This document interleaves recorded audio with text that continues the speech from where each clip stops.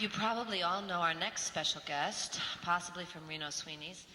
After a 10-year absence from performing, she returned to cabaret 2 years ago and has made one of the most sensational returns in recent memory. She's currently appearing on Saturdays at 88's, and her new CD, I Got Thunder, is a big hit. Please welcome, accompanied by Ross Patterson, Baby Jane Dexter.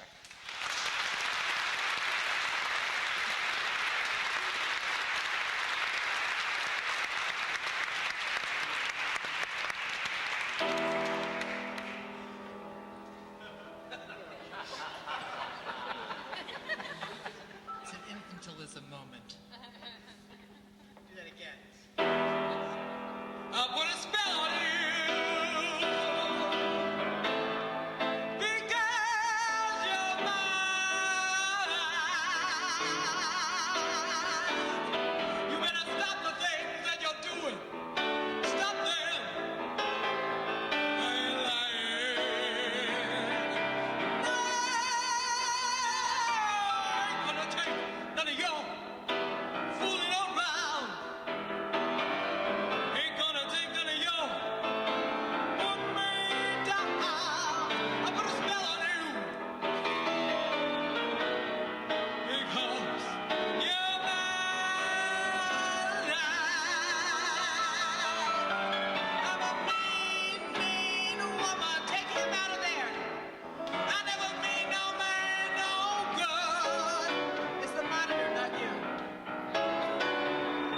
I'm a mean, mean woman. I never mean no man, mean no man, mean no man, no good. I treat them like I want them. I never treat them like I should.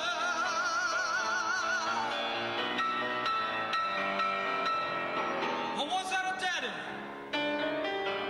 Said he'd give me everything inside. Sure he did.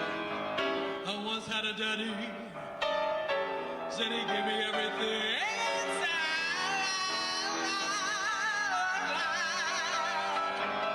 I said, honey, I want the sunshine. I take the sun out of the night. I put a spell on you, spell on you, spell on you. Because you're the man.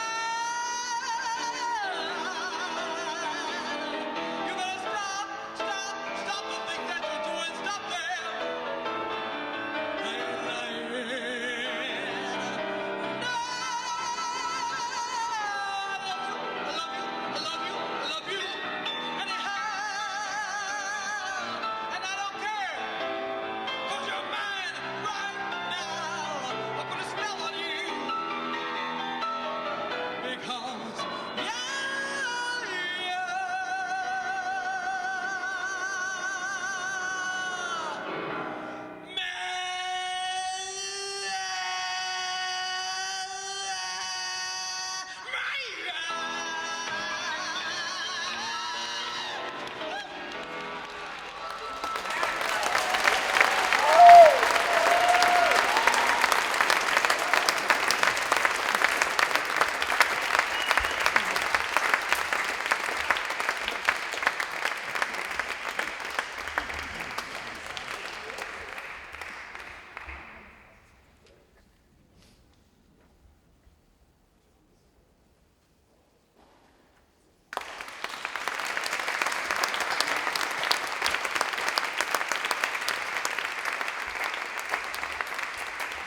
I just have to say a few words about why I'm playing Beethoven.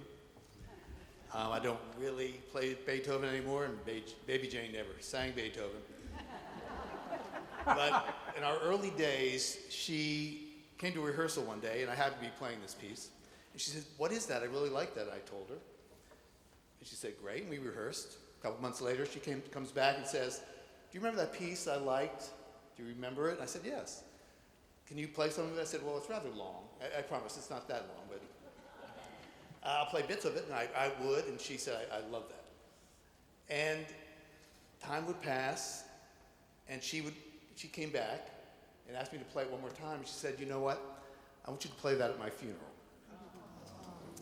And I said, oh, that's silly. I mean, this is in, early 2000s. And, I want you to. And when I heard her sing this, Put a Spell on You, it made me think, I understand why she likes this Beethoven when you hear it.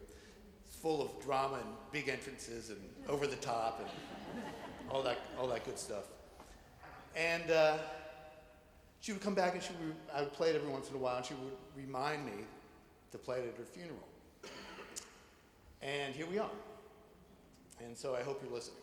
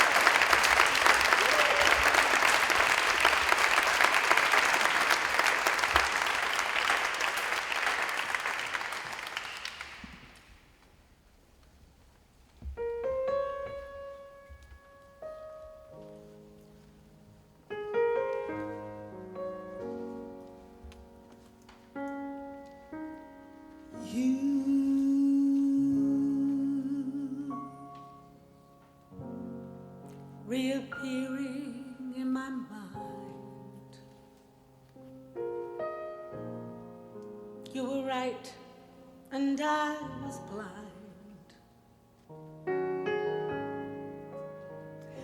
But that was long ago.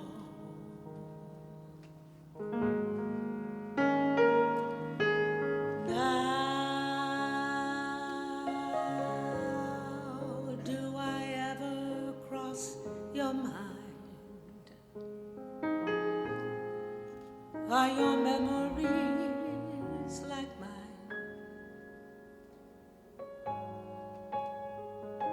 Or have you let them go?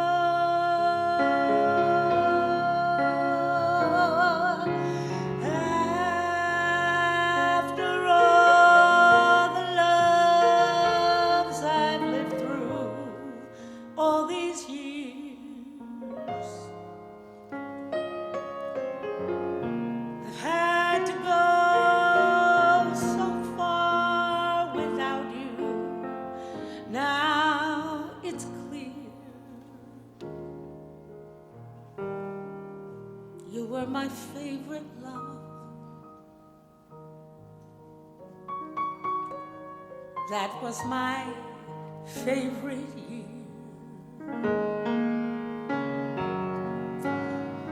When we were young forever yesterday. But fools and little children run away. If we could go back there, would we stand? After all the loves I've lived through all these years, I've had to go so far without you. Now it's clear you were my favorite love. That was my favorite year.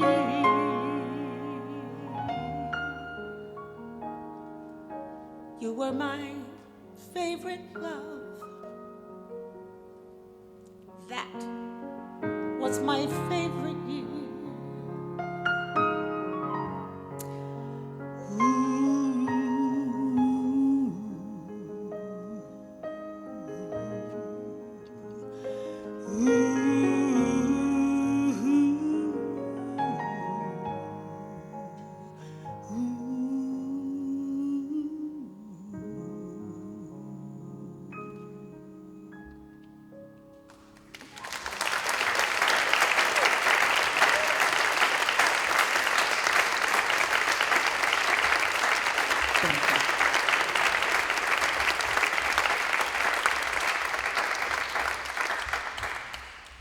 In addition to composing industrials and jingles for Dow Chemical and Campbell's Soup in Nabisco, our next guest has been the musical director for Pudgy, Harvey Fierstein, and Jalila Greca, and none of that matters as much as that he is talented and we love him. This is Lenny Babish.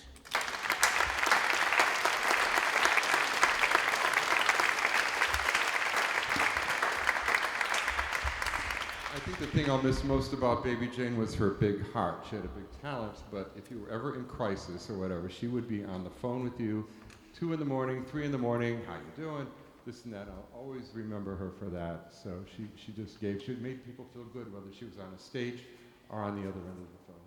And I normally don't sing, but I would like to sing a song that I wrote and dedicated to Baby Jane tonight.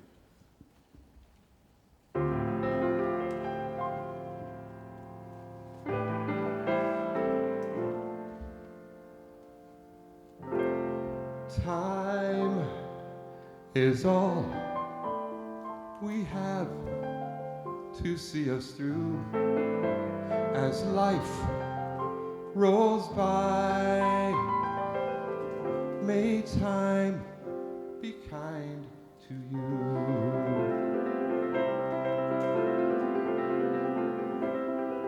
We come into this world and go out all alone. In between there's nothing written in stone. May a lucky star shine every day to light your way. Fortunes may rise and fall, love will come and go. Waves crash upon the sand, back to the sea they flow. The cycle of the sun and moon we see will not always be. Time is all we have to see us through as life rolls by. May time be kind to you. No one ever really knows. There's no guarantee what the future will be.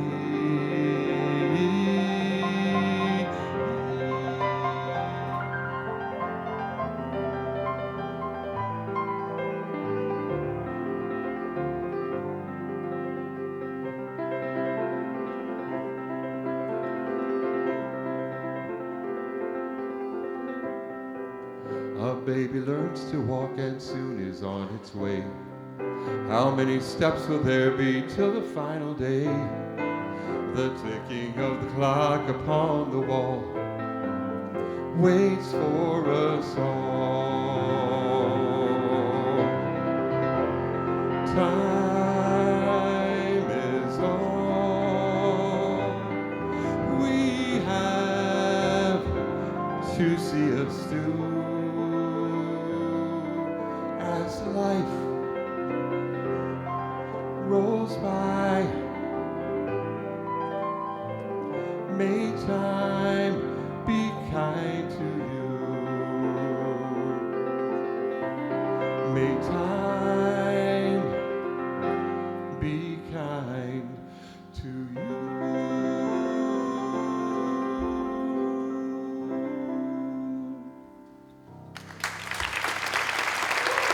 Thank you.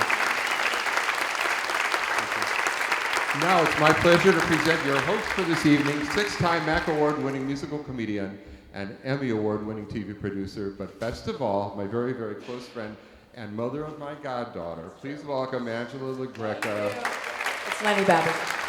Thank you. It's not about. That was beautiful.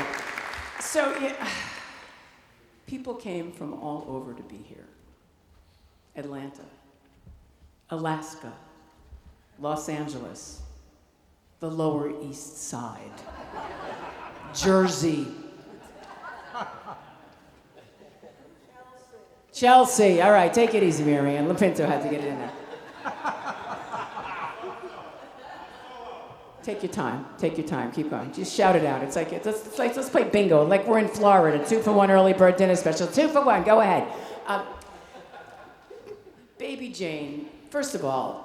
And she is here, because that alarm was Baby Jane. I'm sorry, folks, but there's no mistakes. That was Baby Jane. And really, if she really was sitting right next to us, which I feel she is, she would have said, "Play the video! Play the freaking video!" I didn't want to say it at the time, but I kind of did. We love Baby Jane. I mean, come on. I try to think of words. Bold. Brazen. Brave. Beautiful. Brilliant. Benevolent. Bigger than life. Now, you always say, like, you meet someone that one of a kind. If you ever sat in a diner opposite Baby Jane Dexter, your life will have been forever changed. If you ever did a show at 88's, or Don't Tell Mama, or The Duplex, and you went to eat with Baby Jane Dexter after the show, like the pizza parlor on 7th Avenue. And you ordered a slice, and she ordered a slice, and her slice wasn't as big as your slice. What's that? I mean, I thought it was going to be I once watched her. I mean, I adored her. She scared me sometimes. She scared the hell out of me. First of all, I come from, Natalie, we started at Broadway Baby, a singing waitress, right? And 1875.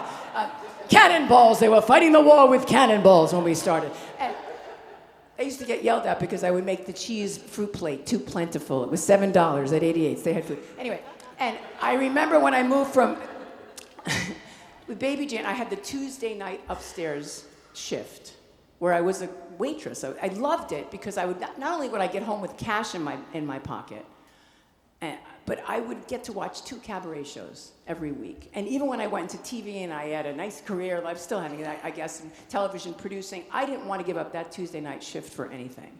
Because the magic that happened, and that's why we know how special Baby Jane is, and every single person in this audience, performer or not, knows what those nights were and still are in cabaret. There is nothing like it.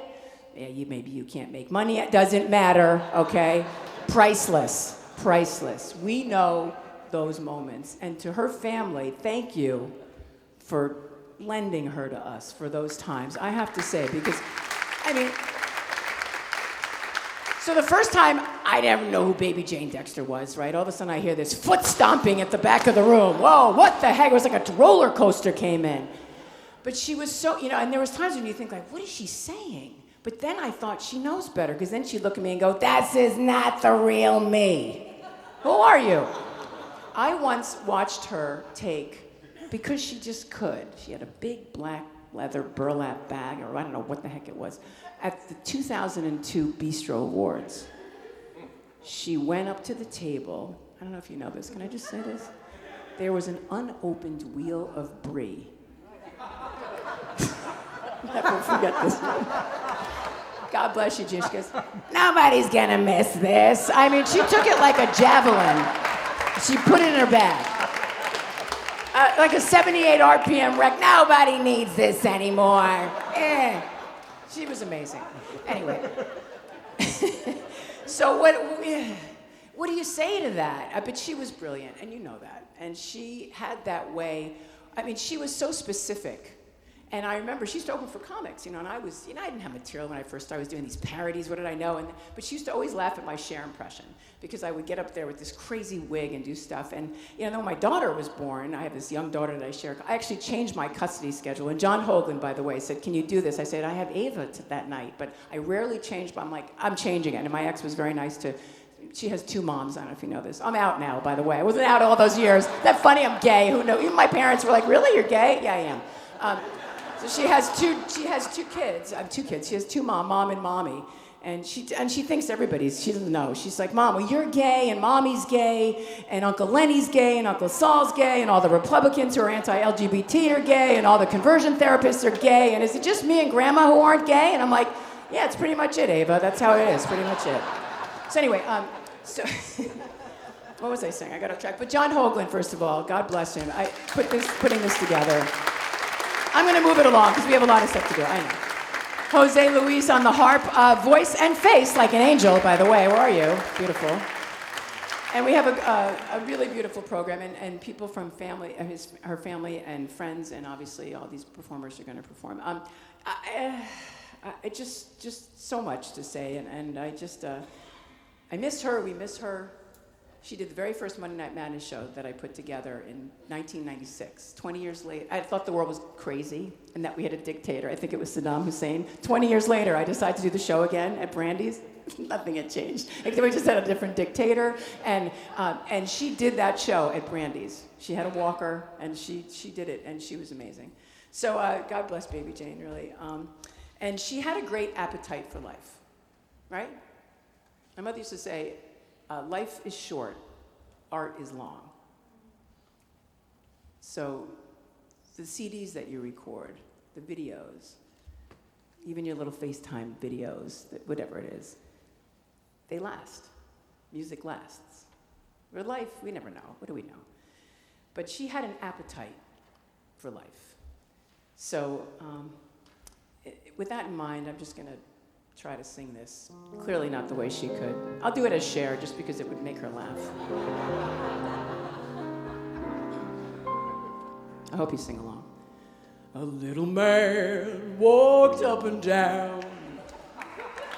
He found an eating place in town. He read the menu through and through to see what 15 cents could do. One meatball, come on. One meatball. He could afford one meatball.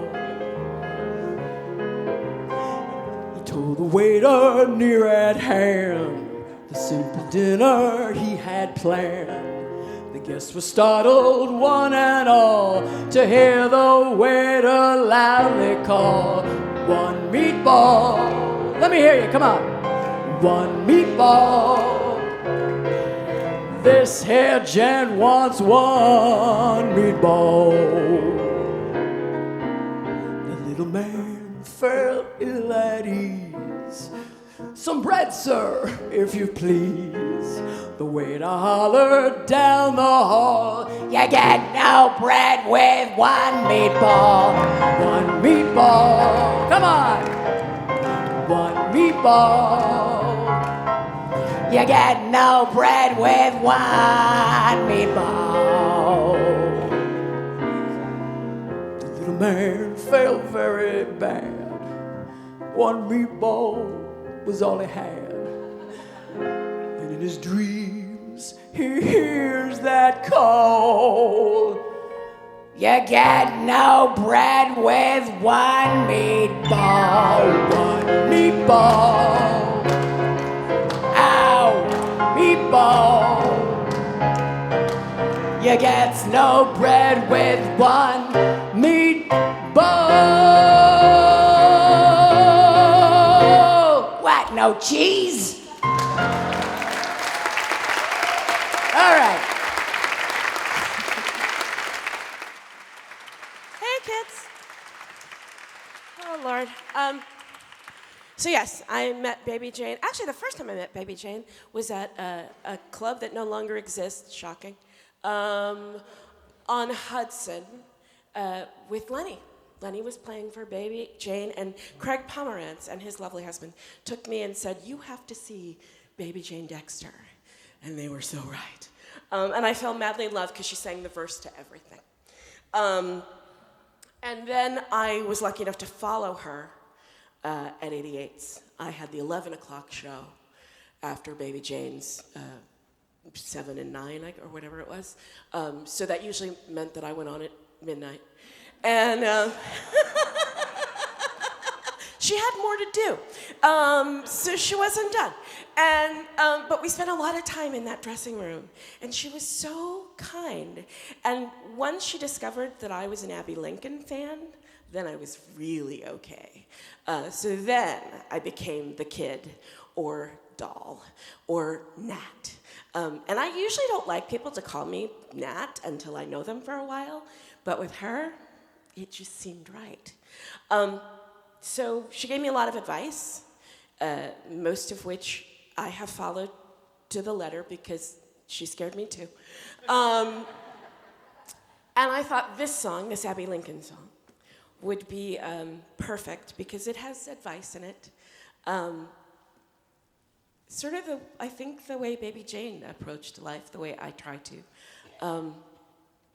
That it's all music, it's all love. That's all that lasts. Everything else falls away.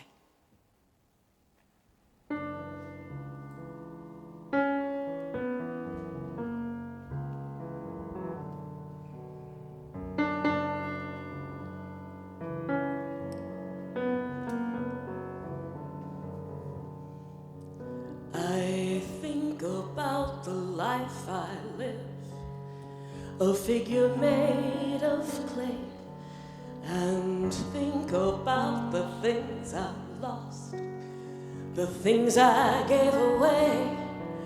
And when I'm in a certain mood, I search the halls and look. One night I found these magic words in a magic book. Throw it away, throw it away.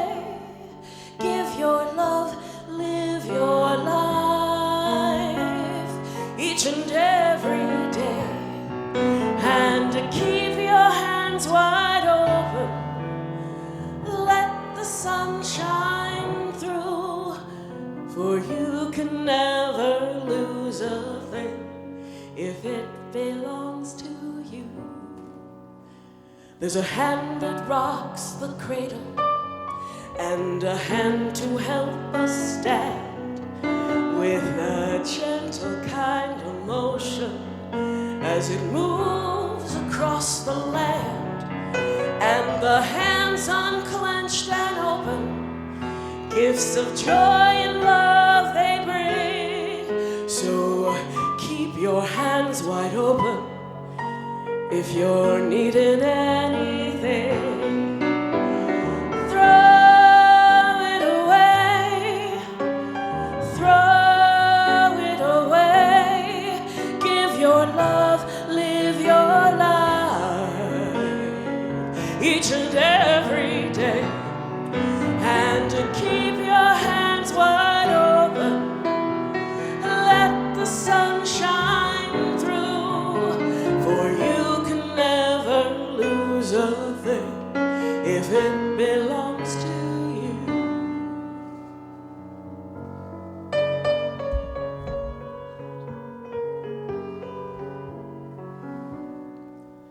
There's a natural obligation to what we hold and claim, possessing and belonging to, acknowledging a name. Hey, baby. So keep your hands wide open if you're needing love today, 'cause you can't lose it even if you throw it all away.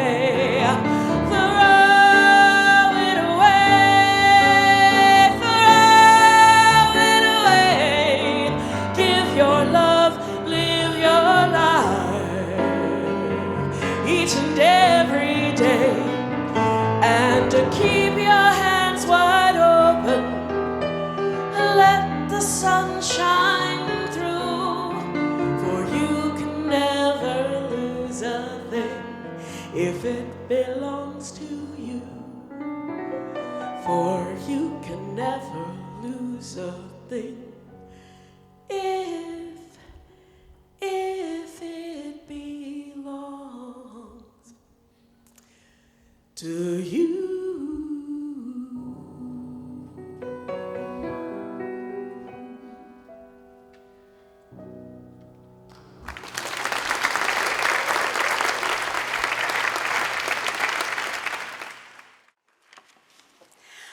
I'm Nancy Jo Hayes. My father and Jane's mother were brother and sister, and she wanted me to share this with you. When I come to the end of my journey and I travel my last weary mile, just forget, if you can, that I ever frowned, and remember only the smile. Forget unkind words I have spoken. Remember some good that I have done. Forget that I ever had heartache, and remember I've had loads of fun. Forget that I stumbled and blundered and sometimes fell by the way. Remember I have fought some hard battles, but won ere the close of the day.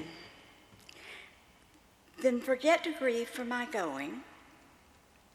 I would not have you sad for a day, but in summer gather some flowers and remember the place where I lay. I come in the shade of evening, and the sun paints the sky in the west. Stand a few moments beside me and remember only my best.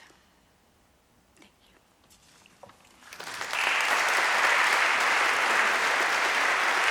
you. Ladies and gentlemen, please welcome again Ross Patterson.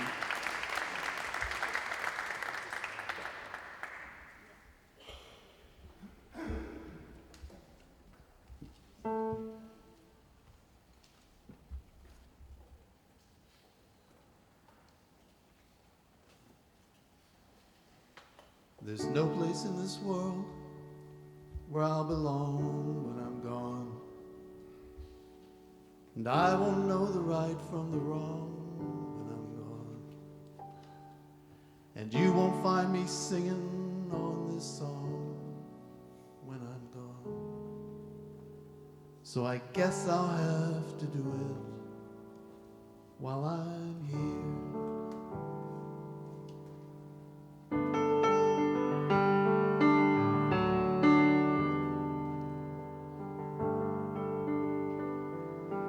And I won't feel the flowing of the time when I'm gone. All the pleasures of love will not be mine when I'm gone.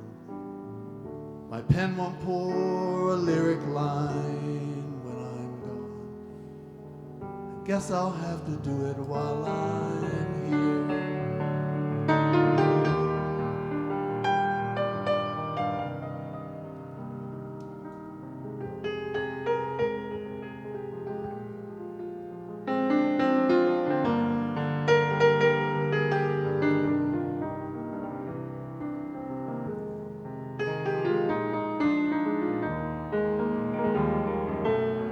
I won't breathe the bracing air when I'm gone. I can't even worry about my cares when I'm gone. Won't be asked to do my share when I'm gone. Guess I'll have to do it while I'm here.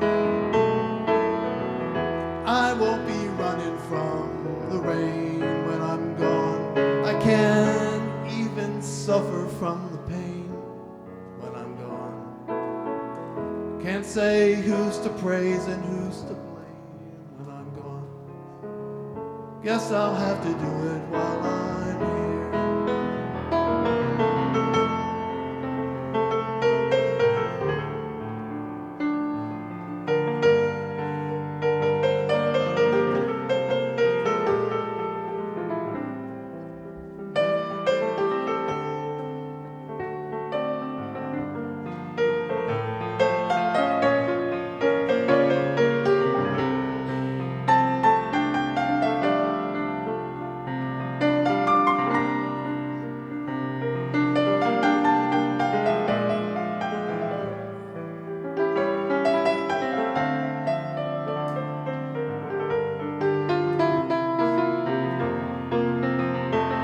All my days won't be dances of delight when I'm gone, and the sands will be shifting from my sight when I'm gone.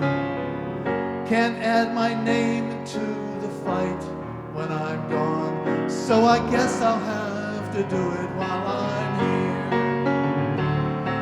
And I won't be laughing at the lies when I'm gone. I can't question how or when or why when I'm gone. Can't live proud enough to die when I'm gone. So I guess I'll have to do it. I guess I'll have to do it. I guess she had to do it.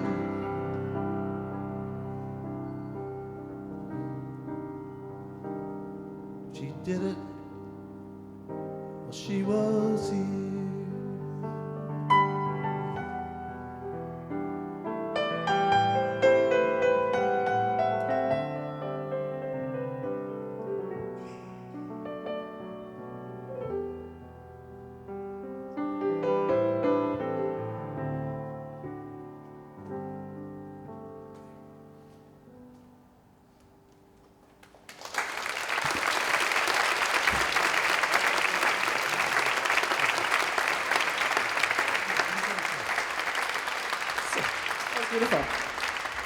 So Bill Orvolino is one of the most popular columnists in New Jersey. He is a great, great friend of Baby Jane Dexter's. He's also a comedian and performs. You are, no? Perform regularly at Bananas, Banana Peels, Banana Slips. And you're going to say some words about our beloved Baby Jane. Ladies and gentlemen, Bill Orvolino.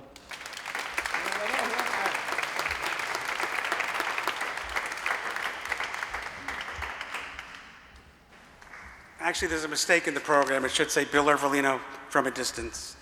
I'd like you to join me in 4 minutes of silence while I read this.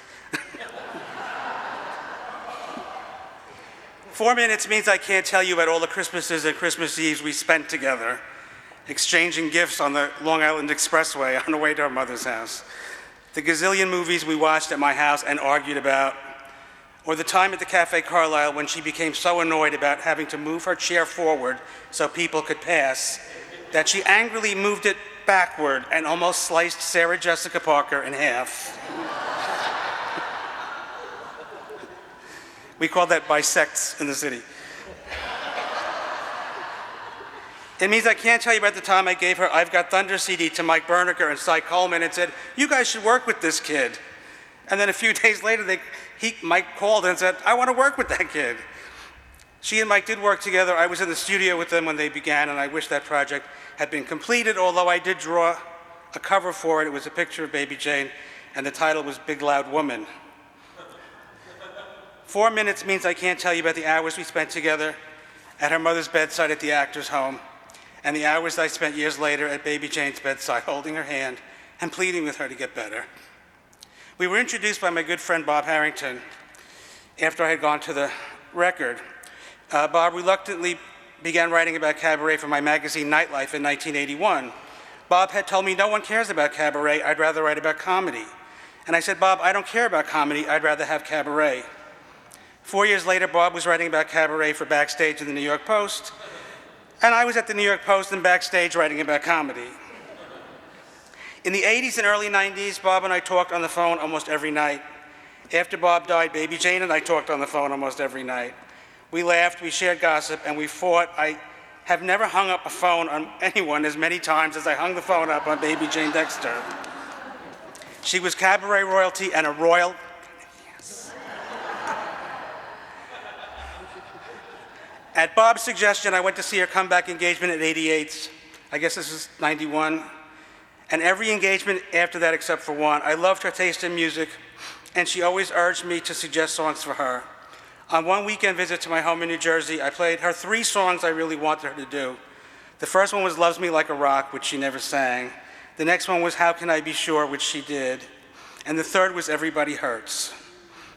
She wasn't sure about the latter song, so I played it for her several times. I told her it was, to me, a song about urging a friend who was dying of AIDS not to give up. We had both been in that situation so many times. The first time I heard her do it, I had a huge smile on my face and tears in my eyes, and every time she sang it after that, it got bigger and stronger and more intense. I felt like she was singing it to me. Years later at the actor's home, I sang it softly to her. Excuse me. Baby Jane had a huge heart. She was incredibly funny, and she was so, so talented. In my first review of her, I wrote, some singers own a room the minute they step on stage. Baby Jane Dexter burns the mortgage. If you ever took her to a restaurant, she'd burn the mortgage there too. She rarely disappointed me after that, although I sometimes questioned her choices. A few years ago, I took a group of friends to see her New Year's Eve show at the Raz Room in New Hope. She was working with a pianist she had never worked with before and hadn't had much time to rehearse with, and she screamed at him. After her last number, she realized there was still 10 minutes to midnight. She huddled with the pianist and decided to perform a song that was special to her after some impromptu patter. And when she began singing, I thought to myself, what the hell is she doing?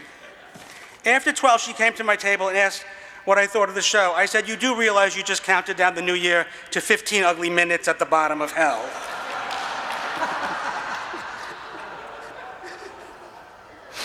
Everything else was fine. I still haven't accepted this loss, but I cherish the time that we did have together. I miss our talks. I miss seeing her on stage. I miss hanging up on her. I truly loved her, and I miss her every day, and I know I'm not alone. And I just want to say a special thing to some people that helped me through the last few years: Michael Parker and his partner Randy, Jane Yasko, Alice Frazier, and of course John Hoagland. I truly loved her. I miss her every day, and I know I'm not alone. Thank you very much.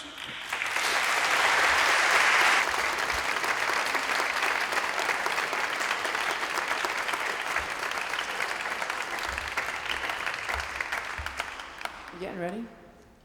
And you're John Hoagland, by the way. I just want to say, John, that, and I pay attention, okay?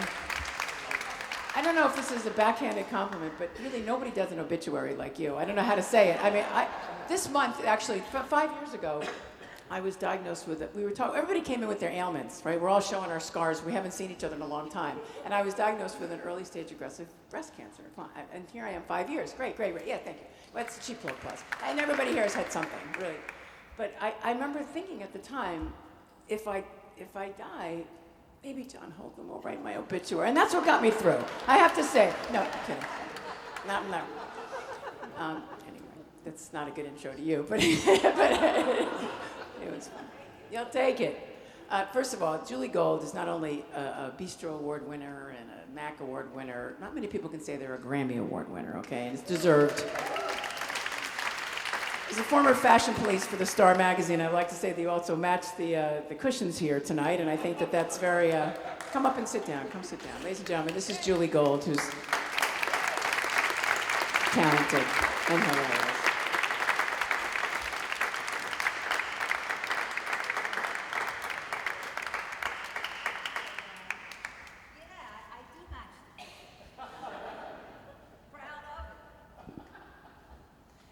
Who would think we'd be honoring Baby Jane? Somebody that big and awesome and incomparable is gone. We can't see her again, and I can't really believe it. You know, and she didn't drink, at least not with me. But she liked a nice sweet drink, like a White Russian or a Black Russian. And there was many a time where she would just walk out with the drink onto the street, and nobody stopped her. Just walk out with the drink, and we'd walk, and then when we split up, she'd just leave it at another restaurant on a table, and then nobody ever said anything. It was like, wow. And one little story was that I saw her at 88, probably the first time I saw her at 88, and she was on stage. You know, her presence was so large and awe-inspiring. And some poor woman was fidgeting at the front table. And Baby Jane got off the stage, took her pocketbook, took the woman's pocketbook, and slammed it down on the piano. And there it sat for the whole show. And we all watched it. It was like, wow, I hope the lady doesn't have like an EpiPen in it or something like that, you know? But she did that. You know, we understood each other. And we had an appreciation for each other's humor. You know, I didn't make it in the cabaret world because of my good looks or my voice. I know that's hard for you to believe. But I am a songwriter, and I always wished Baby would sing one of mine, but she didn't. I wish she did. But I guess I met her because of this song that changed my life, which I wrote in Greenwich Village. And I only play clubs in Greenwich Village unless I'm playing in a church.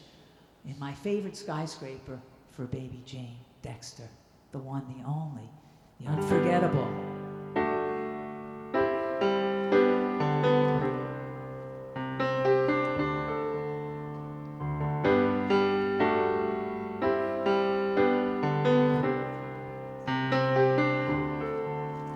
From a distance, the world looks blue and green, and the snow-capped mountains white.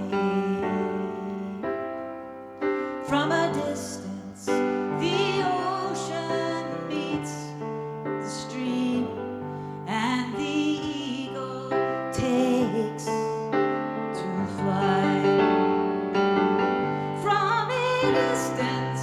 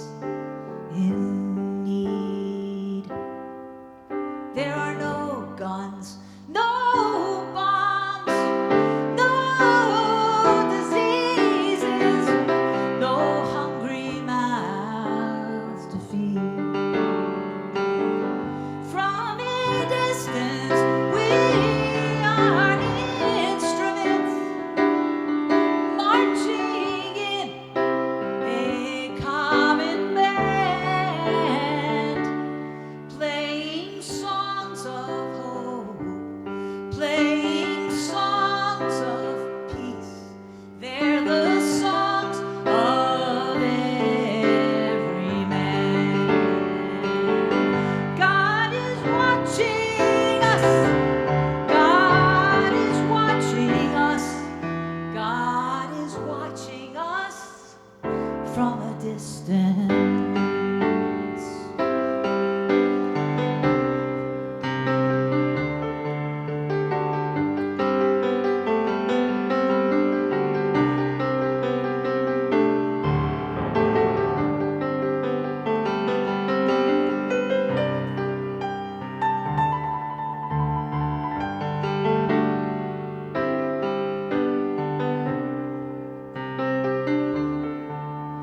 From a distance, you look like my friend, even though we are at war. From a distance, I can't comprehend what all this war's for. From a distance, there is harmony, and it echoes through the land. It's the hope of hopes. It's the love of loves. It's the heart of every man. It's the hope of hopes. It's the love of loves. It's the song of every man.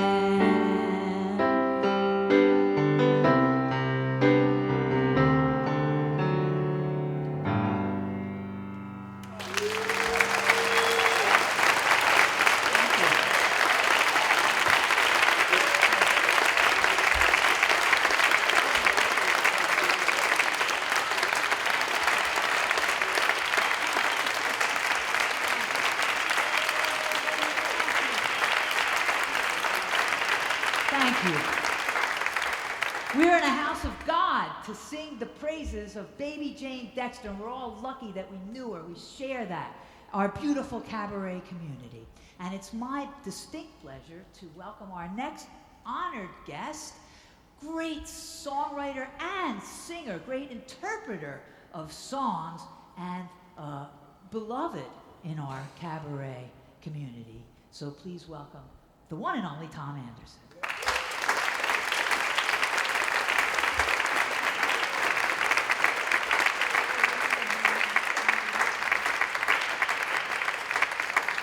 Thank you, Julie. I love hearing you sing. God, that's great. This is Ian Herman.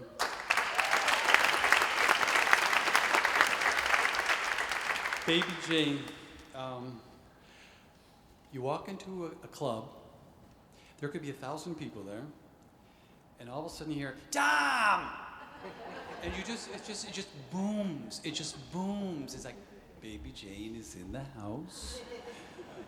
Fasten your seatbelts. But I think the biggest takeaway that I have of Baby Jane is, like people have said tonight, the conversations, and she instinctively understood. Like anybody, she would just, zoom in and you just didn't have to say anything. She just got you. And no judgment, we would just talk about music and just weird stuff, and I love that. So anyways, John had asked me to sing this song. This is a Julie Gold song. And for you, Baby Jane.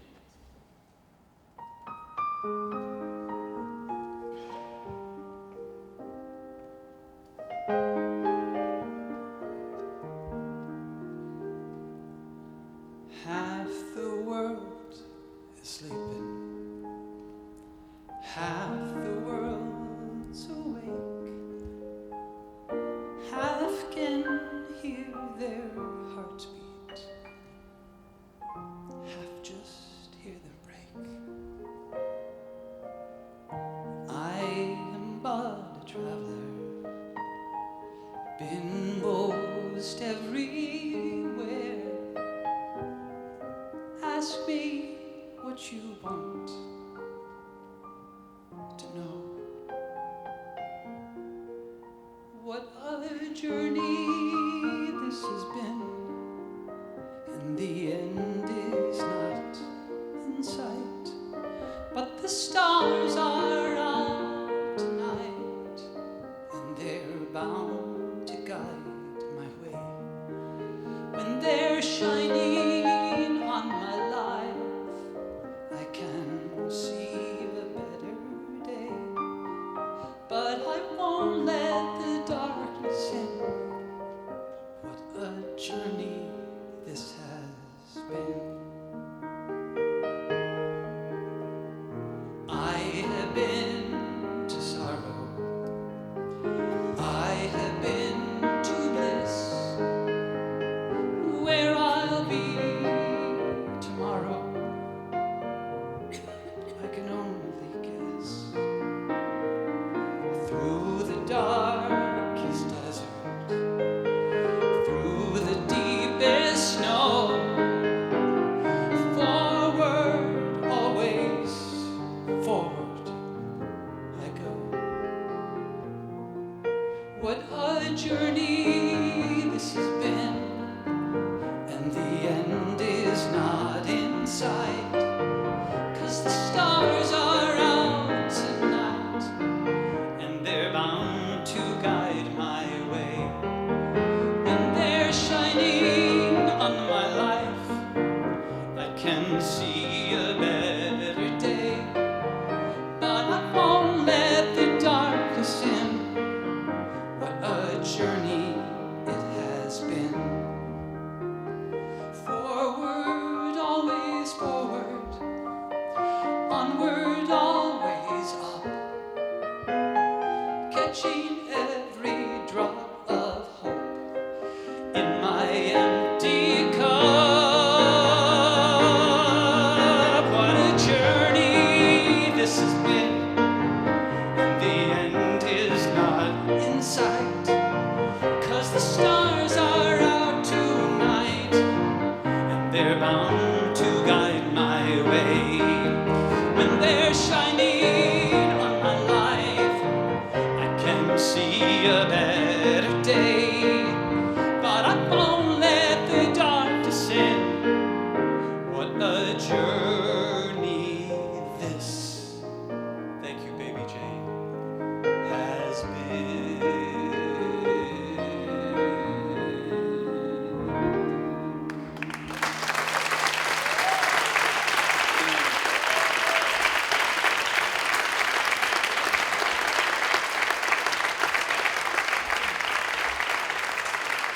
Please welcome Patty White and Michael Miller.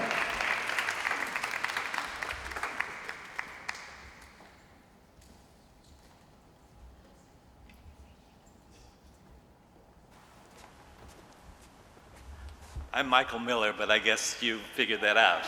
I've been a friend of Baby Jane for many, many years, and I don't want to tell any more stories about music and nightclubs because you all have them and they're all wonderful.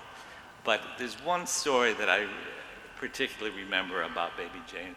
We were driving to California. I had booked her a gig there, and we went to the Grand Canyon. She wanted to see the Grand Canyon. And at one point, she's sitting on a bench with one of the overlooks, and I was on the ledge. And she talked very seriously, and she said, "Michael, I just want to tell you, you better move. I have the urge to push you, and I'm not kidding." And she wasn't, and I moved. And then I figured, I better turn her over to Patty White. Exactly. So hot potato, I got it.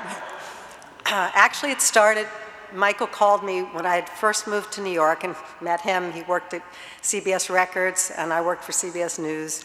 And he said, "I'm managing this singer. You have to come and hear her sing."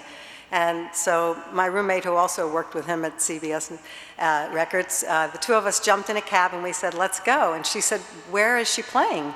And he said, it's called the Copa Banana. She rolled her eyes, and that should have been the realization of what we were in for. Anyway, it was a very wild experience. We walked in, and this larger-than-life presence boomed out on the stage, racing around with her microphone, throwing her hair everywhere, and making herself known. And I realized I'd never heard a voice like this. I don't know what came out of her mouth, but it was something I had never heard before, a tone, a sound, and I knew that this was a one-off, that this wasn't coming around again. And I had a feeling that this was going to be a lifelong friendship, and it was, and a lot more than that. But I got to manage the unmanageable at that time. And speaking of unmanageable, here's a story about another time she tried to kill me. This is all true. Yeah, I went to visit her at her apartment. She had been getting some bookcases built, and there was a power saw and a rotor saw there. And I visited, we talked a little, and I said, well, I'm going to go home. And she picked up both saws, and she said, no, you're not. And from my other experiences, I thought, well, you better listen to her. So we talked some more, and then, again, no, you're not. Finally, I left. She hated to say goodbye. It was always, wait. But I made it out alive. Yes, you did. Well, one of the things that came out of that is, Baby is not one that you can tell anything to. So this became clear to me on one of the nights that I was managing her, and she was performing at Tramps. And I had a lot of record people in the audience, and writers, and critics, and it was a big night. And she was the Baby Jane Dexter Band, which was bluesy rock and roll. And the last couple performances, she was starting to drop the F-bomb everywhere, and I didn't know where this was coming from. So I said to her that night, right before she walked out, don't say the F word. This is not the night to do this. Just do your show. She said, got it. She walked out on the stage and she screamed, fuck, at the top of her lungs. And everybody was just staring at her, and she said, my manager told me I couldn't say this word, and all I could think of was this word, so I had to get it out. So that was another lesson learned. Don't tell her anything you don't want to have repeated. The one last story I wanted to tell was much sweeter in nature than the killing of me. It's one night I was listening to WNEW, William B. Williams, which I used to listen to a lot, and he said, there's a song that just got released today that I'm proud to present, and I was half sleeping and half listening, and this song entered my head. And I called up Baby and said, Baby, you gotta hear this song. And she said, well, get it for me. And I did. And it was Forever Young by Bob Dylan, and she made it her own. Forever and ever. There's some sweet memories that I'd like to just say before we close, is that Baby Jane was part of every bit of my adult life. She was present for all the big events, from my wedding to my son's wedding, to birthdays, to my parents' funerals. She sang at them all. She was a friend that was just the kind of unimaginable kind of friend. So I always felt about Baby Jane is that she understood friendship in a way other people never have been able to. It was with so much depth and understanding, and that's why she could reach out to all of you, and each one of you could feel like you had a friendship, a moment with her, because she had that ability, and it was uncanny. So for Baby, you're up there singing with all the angels and all of your friends that have gone before, and your fans that are up there waiting for you, and just know that we're here and you will be forever ours.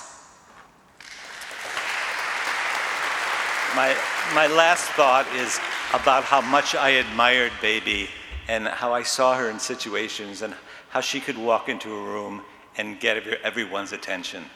And I would be, hello, hello, hello. But she could just do that. And you see on that film how she came in and she started singing and she brought everyone right up to her level right away off the bat.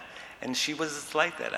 I loved those things about her, and the way she was, and the way toward the end of her life she started wearing this hat, and I love the way she wore the hat, and the memories of all that. They can't take that away from me. Thank you. We love you, baby.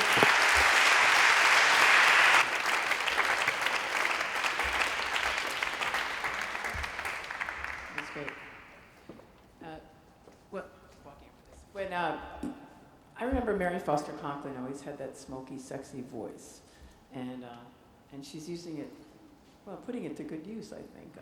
You always have, as a great singer. She's an multi-award winner. She hosts a radio jazz program, which I'm very proud that she does, every Sunday. It celebrates women songwriters and lyricists, and it's called A Broad Spectrum, and it's on WFDU.FM HD2. Might want to shorten that part, but the rest of it I like. Let's hear it, please, with Ross Patterson. This is Mary Foster Conklin.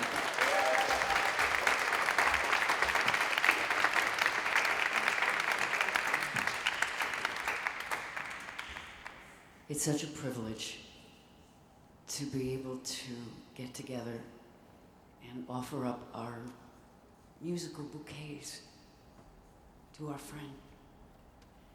And the best description I can think of for Baby Jane Dexter is she was a force of nature. And I chose accordingly.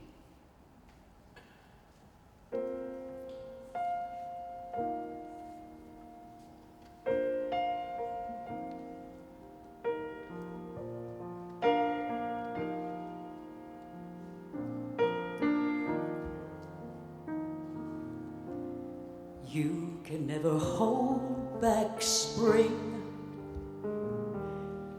You can be sure I will never stop believing. The blushing rose, it will climb. Spring ahead or fall behind. Winter dreams the same dream every time. And baby, you can never hold back spring. And even though you've lost your way, the world is dreaming, dreaming of spring. Close your eyes and open your heart to the ones who are dreaming of you. And you can never hold back spring. Remember everything that spring can bring. Baby, you can never hold back spring. Baby, you can never hold back spring.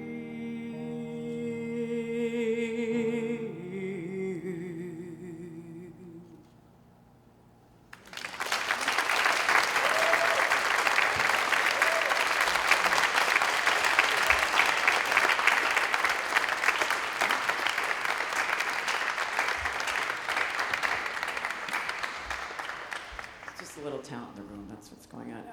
We are very, very pleased that Julie Salomon is here. She is not only a respected journalist and author, she interviewed Baby Jane for a feature in the New York Times back in 1994, and Baby Jane's show was extended and sold out for 6 months after that review. And she's here to say some words. Julie Salomon.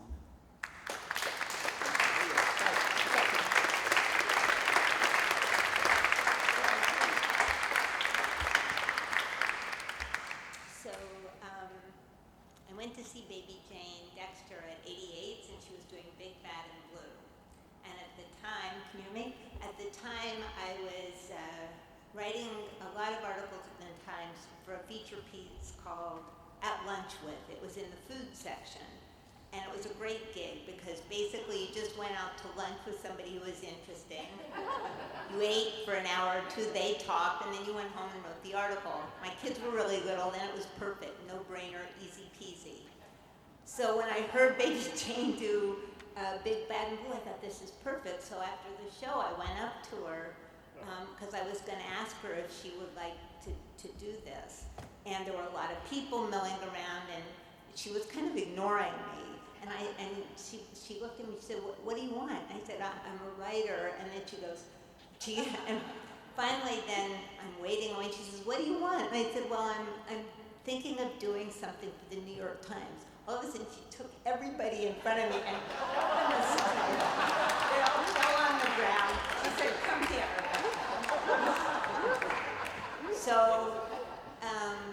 So I proposed the piece, and they said yes, and I thought, great, where do you want to go for lunch? We went to Cafe Shasha over in the West Village, and it was like 2:30 in the afternoon. So there were 2 other tables occupied. We walked in, and I got a little flavor of eating with Baby Jane, because we walked in, the first thing she did was tell the people at the other table to be quiet, even though they weren't even saying anything. Then she asked the waiter to turn the music off.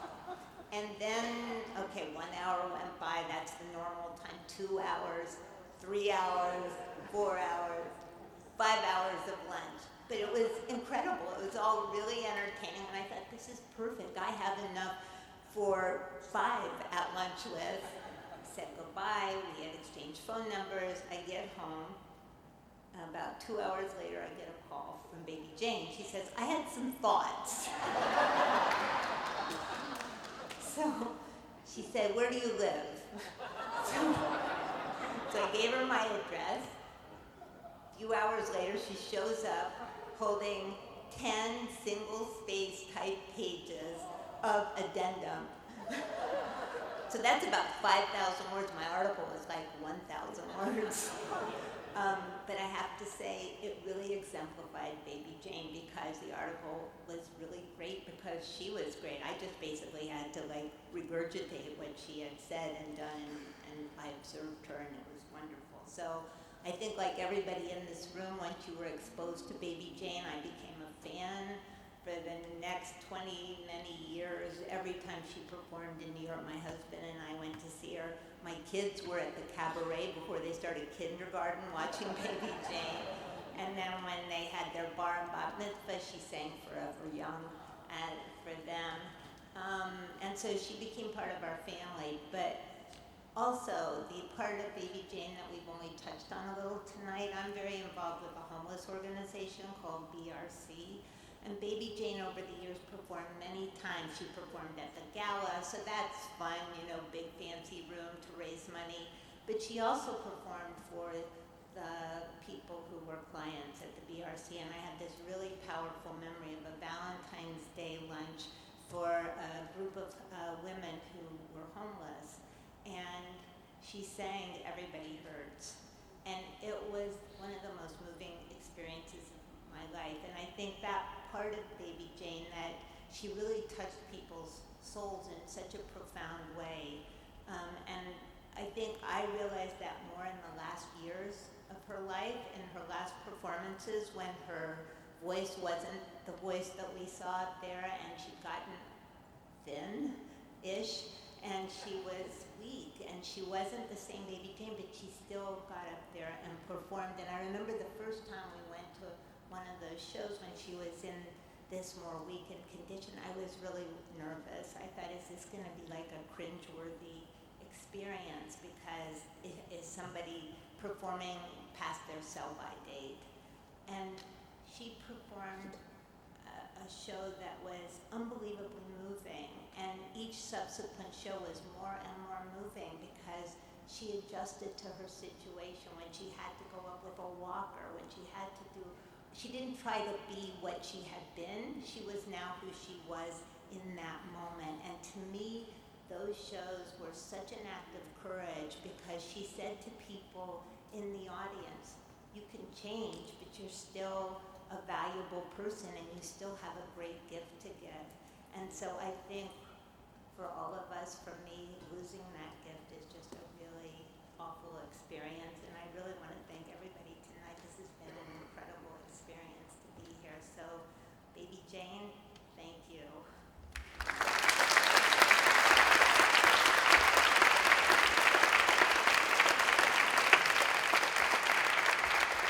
Ladies and gentlemen, please welcome Sidney Meyer. It needs no introduction.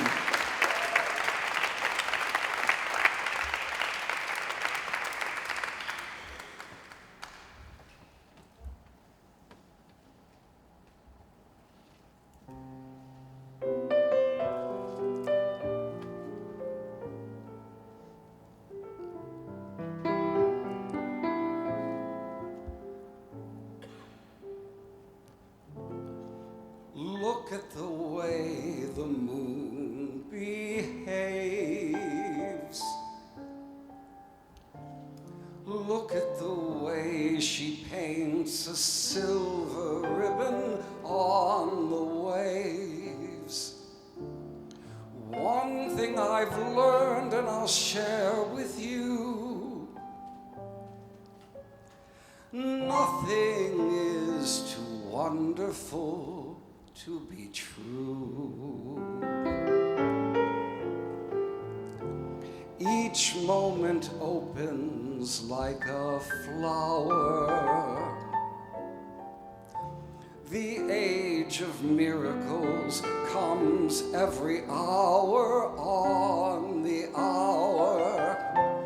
Turn any corner, there's something new. And nothing is too wonderful to be true. If I'm perceived to be naive, to be the way I am, if people say I am a silly goof, is life a plateful? Am I grateful?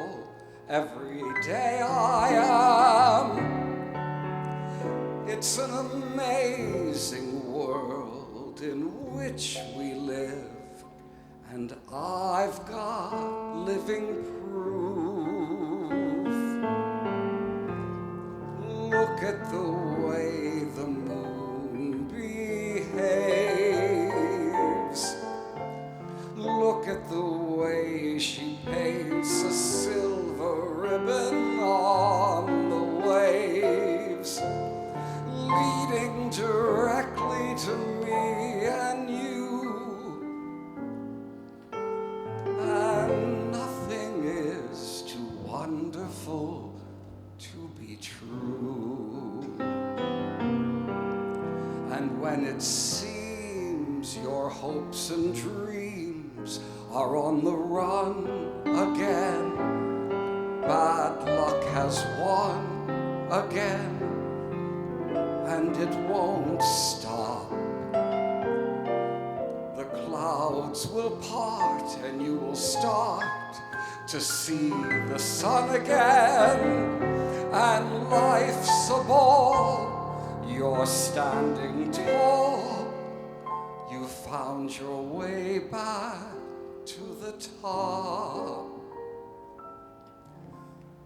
Breathe in and taste the ocean breeze. Look at the way the leaves are dancing in the banyan trees.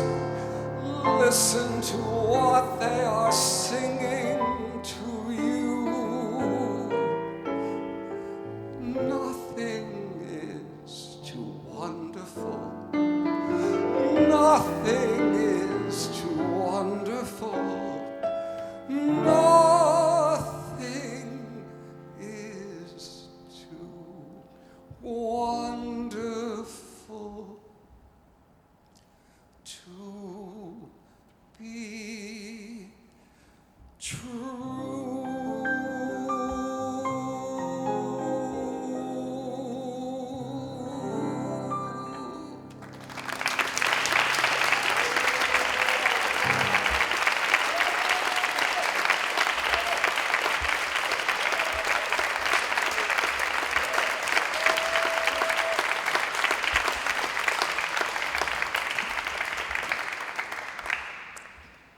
So these next two performers are married 15 years.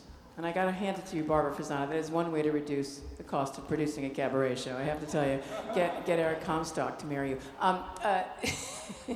They're very, very talented. They've won many awards collectively and individually. They have a weekend residency at another one. I want to get a residency at Birdland instead of my apartment. At Birdland every Saturday at 5:30. Come up, the two of you. These two lovebirds, very talented. Barbara Fasano and Eric Comstock.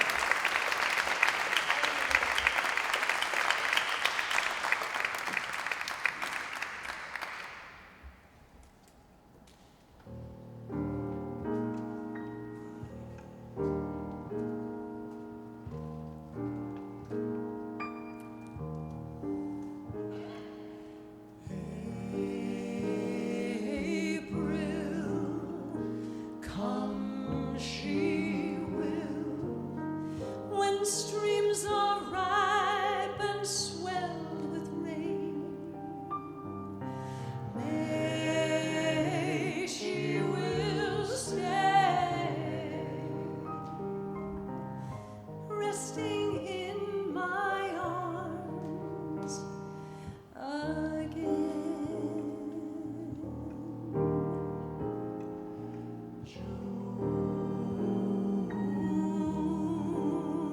She'll change her tune. In restless walks, she'll prowl the night. July she will fly and give no warning of her flight.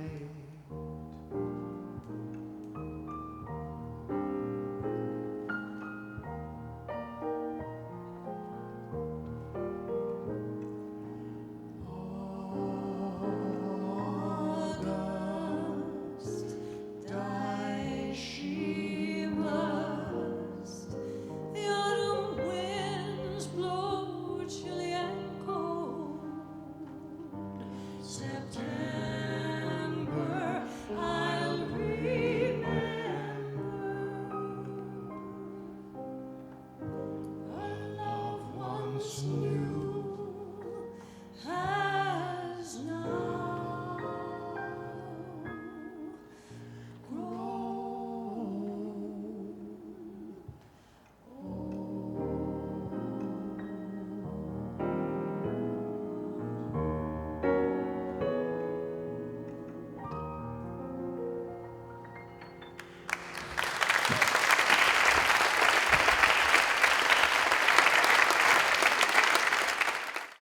The White Al Jolson on crack, Mark Nadler. I didn't know I shared the bill with him once. We were both at the cabaret convention, remember? Brownsville, was it Brownsville? Brownville, that would mean there was more than one person in the town, right, in Brownville, Nebraska. And we shared the bill, and he was on the airplane. Don't you remember that story? And he decided we were gonna have these matching tuxedo shirts. And I was reading the New York Times, and Mark was sewing sequins on the shirts. And this literal cowboy with a 10-gallon head said, "You aren't all from Omaha, are you?" Ladies and gentlemen, the very talented, he's played everywhere, one of the most successful entertainers on the international stage. Subtle is his middle name. Mark Nadler.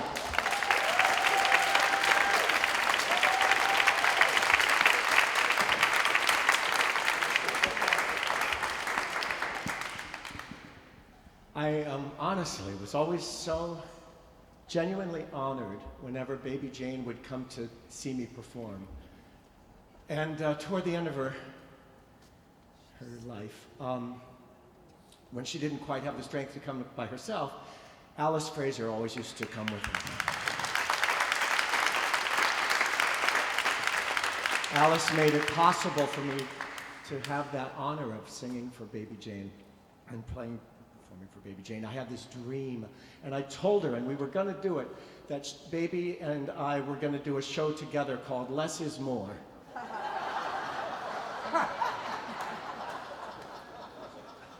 I didn't know what to sing tonight, and so Alice recommended that I do this tune, and I'm so glad you did. Dear, when you smiled at me, I heard a melody. It haunted me from the start. Something inside of me started a symphony. Sing went the strings of my heart. 'Twas like a breath of spring. I heard a robin sing about a nest set apart. All nature seemed to be in perfect harmony. Sing went the strings of my heart. Your eyes made skies seem blue again, but what else could I do again except repeating through and through, I love you, I love you. I still recall the thrill, I guess I always will. I hope it will never depart. Dear, with your lips to mine, a rhapsody divine.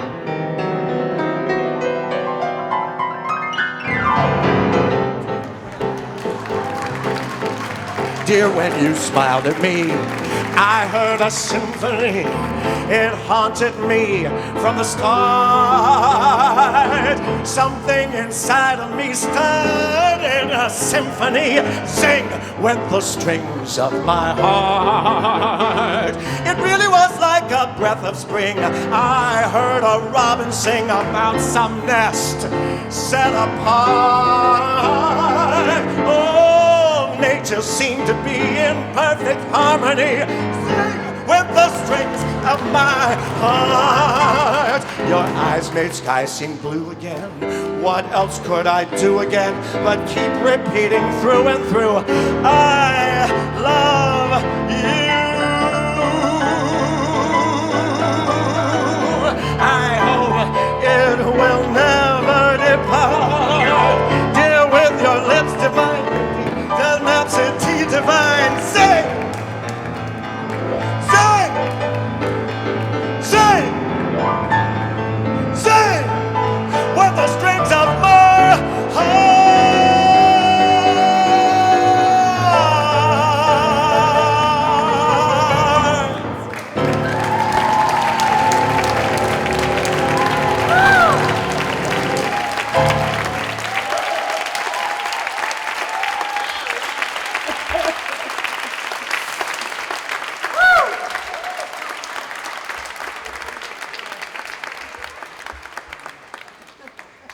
Less is more, ladies and gentlemen, less is more.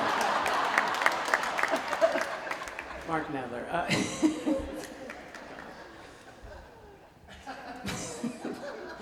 Ritalin. No, okay. Is James here? Is James here? He is here. Oh, there you are. Hi, how are you? We were waiting for you before. Well, you are. It says keynote speaker. Now we're at the presidential elections here. I have your book. I'm so happy to meet you. Well, I haven't met you yet, but I've had your book on my vast book collection shelf. His book, Intimate Nights, has become the definitive Bible of cabaret. It is good. He has also authored biographies of Chet Baker, Lena Horne, maybe Baby Jane Dexter. I don't know. It's coming up next. All right. Where's my book? Okay, better hurry. Get going. Come on, James. We have computers now. Chet Baker, Lena Horne, and Peggy Lee. His next book will be on George Michael. Selling out a little. No, I'm kidding. You're really one of Baby Jane's closest friends. Ladies and gentlemen, this is James Gavin. Come on.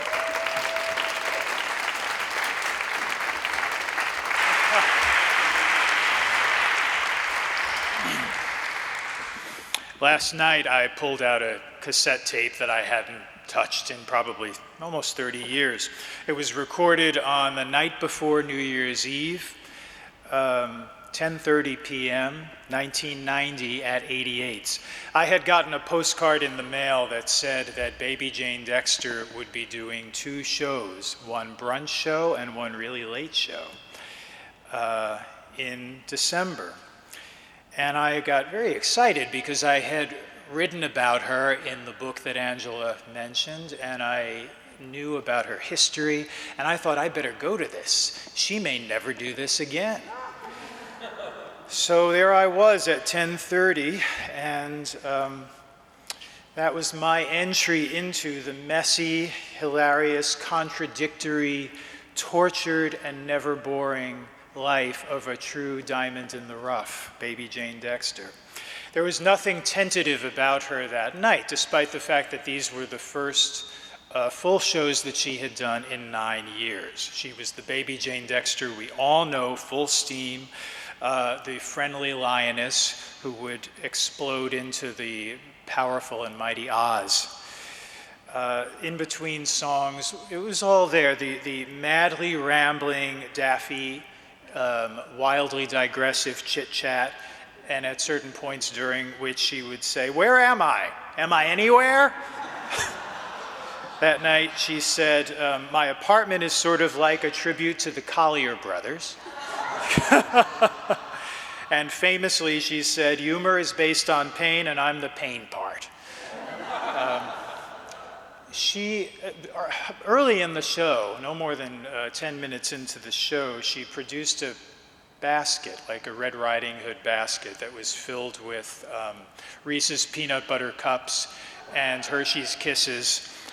And while Rodhausen at the piano noodled away endlessly, she went, like Red Riding Hood, through the room, giving everybody candy for the holidays. And there weren't enough people there to eat it all, so she then did a whole other round and made sure that everybody got stuffed with candy. Food was very meaningful to Baby Jane Dexter.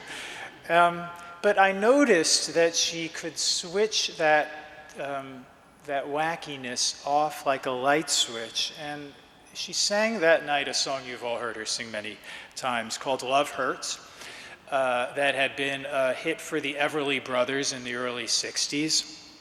It's not a song that I had ever paid attention to before, and I truly grew misty-eyed as she sang "Love hurts, love scars, love wounds, and Mars. Any heart that's not tough or strong enough." Thank you. And that's when I realized that that was really the key to Baby Jane Dexter, what she was doing to me. She wanted more than anything else to make that heart-to-heart connection with people. This was very important to her. This was a woman who knew that love hurt. She had suffered from suicidal depression. She had known rape. She, in the years that I was friends with her, wanted something desperately that did not come, and that was stardom. But she radiated empathy, and it comforted people. And she radiated tenacity, and that empowered people. Whether or not they knew anything of her backstory didn't matter. She had a direct line into our hearts. Now, my friendship with her began in earnest about 8 or 9 months later when my first book was published, and my dear friend and her dear friend, Greg Dawson, took her to my book party at the Algonquin. Greg had been the owner and founder of one of the great cabarets of my lifetime, the Ballroom, and he had presented Jane there. I just heard her say, "Baby Jane," in my mind's ear. He had presented her there in 1977, but the really important place that got her off of the runway was Reno Sweeney.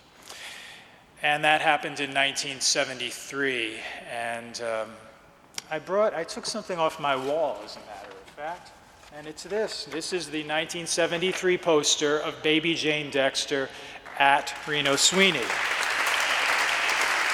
This illustration was done by Robert W. Richards, the great artist whom we just lost. And he was very important to Baby Jane in those years. He took her to hear Peggy Lee, and he took her to hear Sarah Vaughan, and he gave her songs, and he really made her feel like she was one of those people. This poster, by the way, let me show it to you again. Reno Sweeney had the best nightclub posters ever. And one of the founders, creators of Reno Sweeney, not only did all of that for us, but he designed those posters, and it's, by the way, with special guest Bruce Vilanch. Bruce Vilanch opened for Baby Jane Dexter in 1973. But I'm happy to say that Elliot Hubbard, who helped give us Reno Sweeney, is here tonight. Elliot.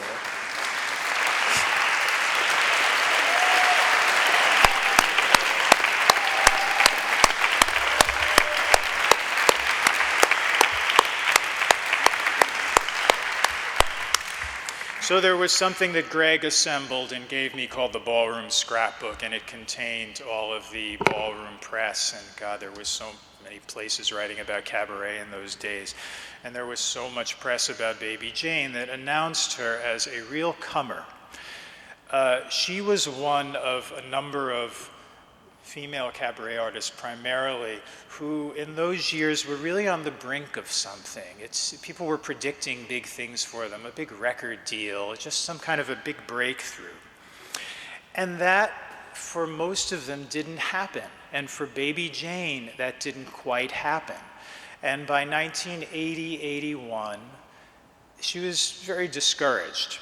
And a lot of things in her life converged to take her off of the scene for that 9-year period. She had a long, dysfunctional relationship with a drug addict. They were very rough and dark years for her. But one of her dearest friends was a man named Vito Russo. Vito Russo, a great champion of LGBT rights, the author of The Celluloid Closet, and he was one of the early victims of AIDS. And one of his dying wishes, his deathbed wish, in fact, was that she would sing again. And with that in mind, she made that appearance that I told you about. So Baby Jane was back with a vengeance. And you all remember that she was getting written about not only beautifully by Julie Solomon in that New York Times piece, which is one of my favorite articles that I've ever read about a cabaret singer, but everybody, Bill and Bob Harrington and John Hoagland and writers galore, were all captured and fascinated by Baby Jane because not only was she a singer, she was a personality and she had a story to tell.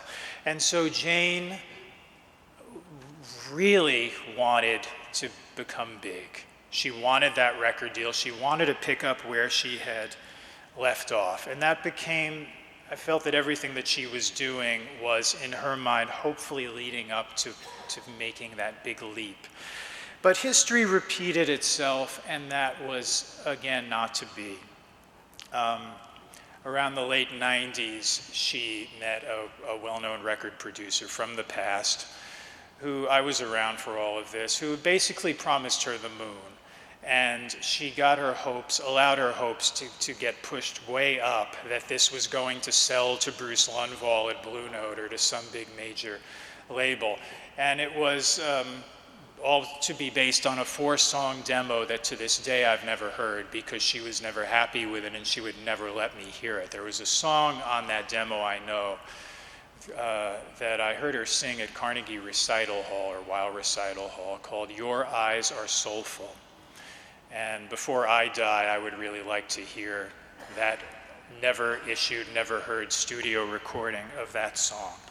So she took all of this very personally, as most of us do when things don't, go the way that we want, when the people that we want to love us and accept us and pay us don't come through. She wrestled with so many demons. She wrestled with terrible self-loathing and anger. She had so much anger in her. But all of this all got stirred together and she became the Baby Jane Dexter that we loved. And you couldn't subtract any one of these characteristics from her because she just wouldn't have been the same person. She wouldn't have had the same impetus.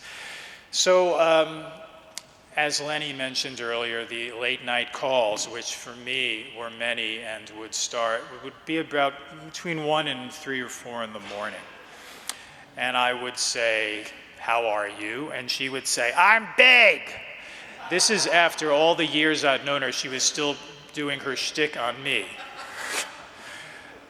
There was one stretch of time, there have been several, but one particular time when I was between books and I couldn't sell a book idea, and the ones I was sending out were flopping, and I was really down, really desperate. And she, needless to say, being true blue, she was right there, and she spent hours with me on the phone trying to brainstorm for book ideas. And the one I remember was she thought that I should do a book about what famous people have inside their refrigerators. Take pictures of the open refrigerator and then write an essay on it. I never followed through on it, strangely enough. It's kind of an interesting idea now that I bring it up. But one of the things that she was the most passionate about and that really fed her soul was an organization called Vision Quest that she joined in 1994. And Vision Quest was an organization geared toward helping serious juvenile offenders transition out of that into somewhat normal life. And Baby Jane worked with Vision Quest for years. She would bring a boom box and a recording of piano accompaniments and had various exercises and games and things prepared to help these young women. I wrote about this in an article in Jazz Times that I did quite a few years back. It really helped heal me, let me tell you, because I wrote about 3 women, Rhiannon, Baby Jane Dexter, and Rebecca Paris, who all did forms of this, who used their singing to help heal people. And in my interview with Baby Jane, she talked about her being a Vision Quest counselor, and she said the following: "It is not easy. These kids have been so fucked over that they're not gonna let you hurt them. They're gonna hurt you first." One girl, the only home she ever had was a cot in a homeless shelter. Her mother had died of AIDS. She was 16 or 17 and mad as hell. These were scary kids, although I knew they were not really scary. Everybody just wants to be loved, to have somebody listen to them, to give a damn. And she showed me, she had brought me a shoebox that was filled with letters from these teenage girls and artwork and things that just exuded love for her, because they knew that she was a kindred spirit, and they knew that she was not just talking at them, but that she knew about their lives, the same way we all felt about her. At a certain point in her later years, I became aware of the fact that the fiery need to quote-unquote make it had died down in her, and that her day-to-day existence was now taken up with simpler, more basic needs, such as paying the rent and safeguarding her health. Singing whenever and wherever she could. I don't begin to know the depths of what Baby Jane was going through in those years, the breadth of her problems. She didn't want to share that stuff with too many people. So she did her seasons at the Metropolitan Room, and she kept her own records coming, producing them herself. And then came 2017, the night before New Year's Eve of 2017, when she did her last show at Pangea. She was in a wheelchair, and it was, if you weren't there, and if you were there, it was heartrending, believe me, because it gave Hold On new meaning, what I saw her do that night. But in fact, I think that she was then in the process of letting go. The next time I saw her was at the Actors Fund home, when I went with Steve Ross and his manager, Peter Ligety. Peter drove us all up. And we saw her there, and she was lying in bed, and she wasn't sitting up, she was lying horizontally, and she very slowly turned her head, and that radiant smile that came out of her came flashing my way. She looked like a princess. She looked the best I had ever seen her look. All the blonde highlights had grown out of her hair, and she had no makeup on at all, not a line, and her hair was all brushed, and it was spread out over the pillow.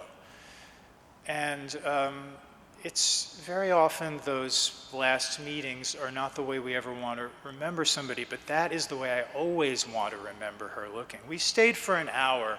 She was very, very down. She wasn't singing, first of all, and songbirds must sing, or else they fly away. And she didn't contribute very much, but we told funny stories as best we could, and we got her laughing a few times. Very early in this gathering, she cut me off in mid-sentence and said, "I'm hungry!" So Steve rose and ran out and got a sandwich from one of the nurses and brought the sandwich, and her whole demeanor changed for a while. And so at a certain point, there was nothing really left to say. And I kissed her on the cheek and said my goodbye and knew that I would never see her again. And then mercifully, she left us about 2 months after that. In all my years of friendship with her, I thought a lot about, she made me think about the meaning of success. This is something that she struggled with. Jane, in many ways, was her own worst enemy. And the irony to me was that she had this hands-on determination to heal people, but she could not do it for herself. Her story is not about the mean old record business overlooking some great talent. Her story is not about the cruel hand of fate. That kind of breakthrough comes to very few people, and when it comes, it can be a real mixed blessing. Artists don't always understand whose hearts they've touched. They don't always perceive how they have rerouted the directions of people's lives sometimes in permanent and profound ways. And that's very much what she did. Besides that, to talk about what didn't happen for her devalues everything that did happen. Could we ever possibly count the number of people whom she made feel better than they had when they had walked into that club, feel less alone?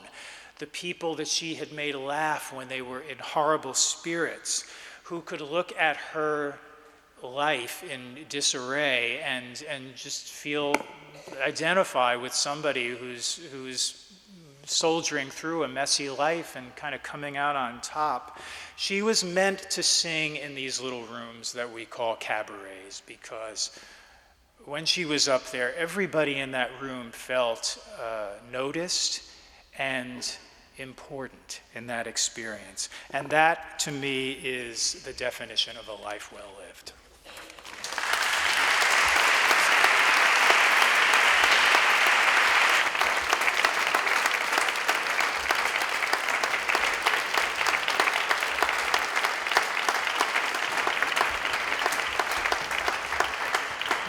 Ladies and gentlemen, this is Steve Ross. Let's work with it.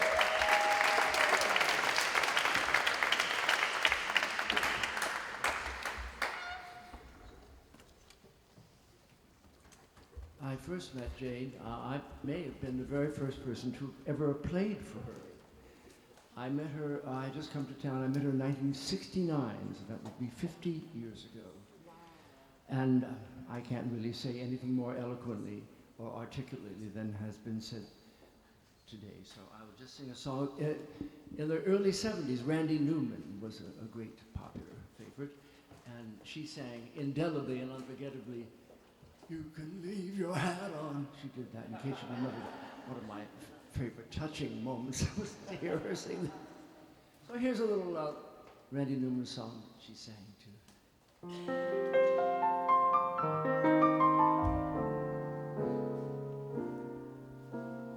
Sing a song long ago. Things were green and moving slow. people stop to say hello, or they'd say hi to you. Would you like to come over for tea with the missus and me? It's a real nice way to spend the day in Dayton, Ohio, on a lazy Sunday afternoon in 1903.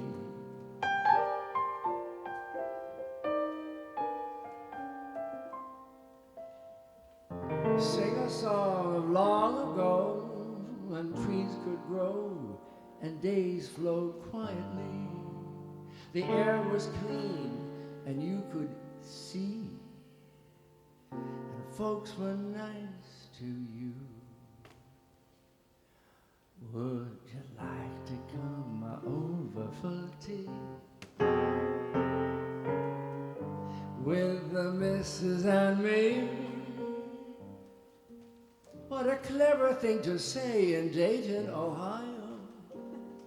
It's a real nice way to spend the day in Dayton, Ohio, on a lazy Sunday afternoon in 1903.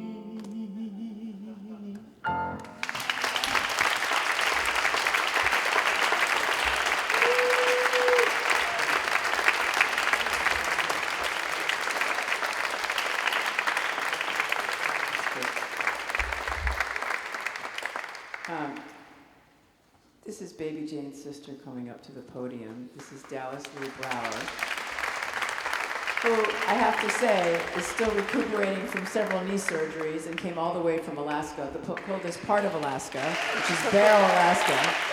And yet you have the warmest heart, because there's going to be a beautiful reception after this, that courtesy of you, and we thank you. So I give you Baby Jane's sister, Dallas Lee Brower. Thank you. So we all have decided that Baby Jane, of course I grew up calling her Jane, is with us. And I can only think of her smiling down upon us, along with many friends, being Vito Russo, Mabel Yusko, Robert Richards, and many more, too many more. I would like to thank John Hoagland. John coordinated this event. John is also known as cousin to us, and Nancy Jo wanted to make sure that you all knew that she was number one cousin, he's number two. Alice Frazier, oh my goodness. What would Baby Jane have done if you had not been with her for over the years? You know, thank you so much. Jane Yusko, like a sister to my sister and myself, the last couple of years, you have been a great strength, and thank you so very much. There are so many people, Michael Parker, Randy, thank you. This evening has been a group effort. They have been wonderful with the floral arrangements that you will be seeing, and helping out, as you saw me come limping up with my new knee. There's a couple of areas that have been touched upon on my sister's life that I would like to address. You've spoken to her musicality, to the humor and so forth, but one of them is brain injury. Many of you know that she, when she was about 19, was thrown off a motorcycle here in the city, and over 50 years ago, we knew very little about brain injury. She was transferred to a Catholic hospital out on Long Island. Now that's important, the religion there, because she was out completely for about 3 weeks, as I recall. And one day our father came home and he said, well, she's getting better. Well, Dad, how do you know? Well, you know how the priest comes around and sees every patient? Yes. Well, he came around and saw her, and as he was leaving, she got out of bed, took the bed sheet, put it over her head, tied it under her chin, and followed him with a cup of Coca-Cola to sprinkle each of the patients after he...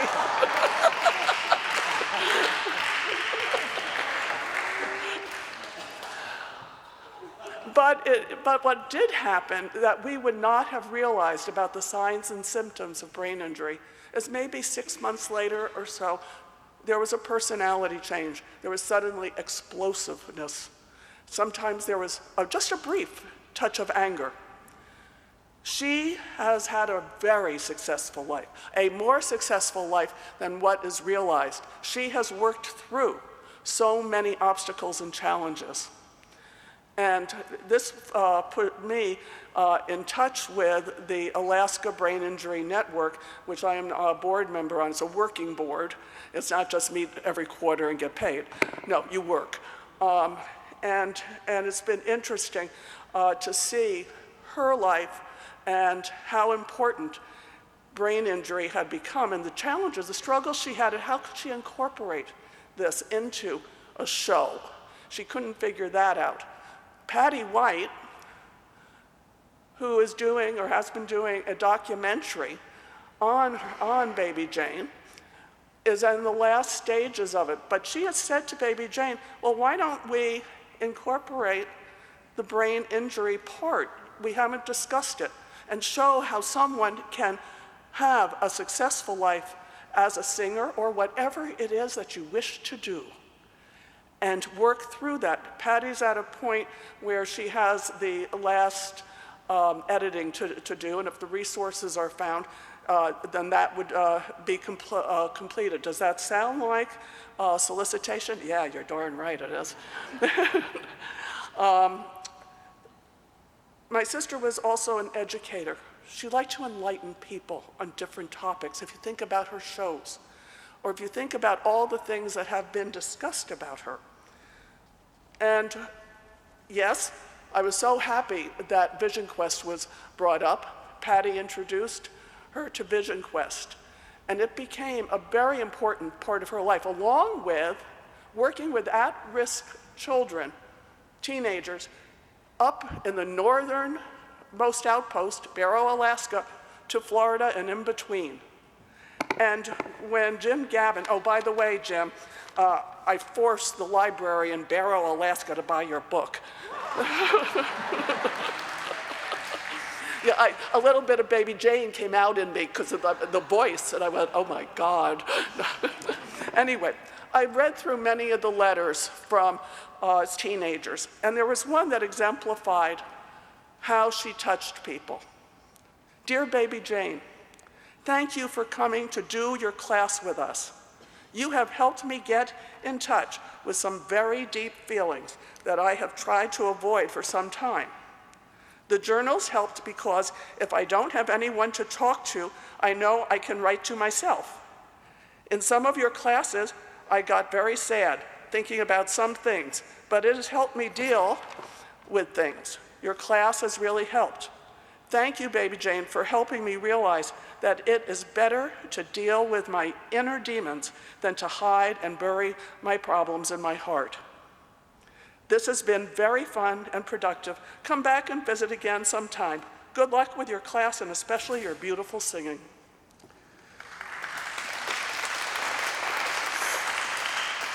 I pray that Jane is at peace, knowing that she left the tangible world a better place.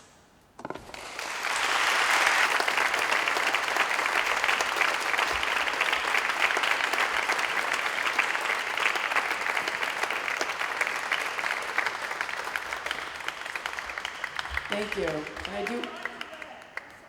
My brother is here. This is Scott Dexter and his wife Christine. Oh, wow.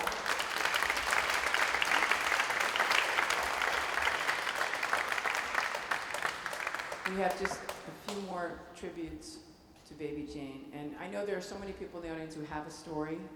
And I know that when you come to the reception, we're probably going to tell more of the stories. Michael Parker, I love you.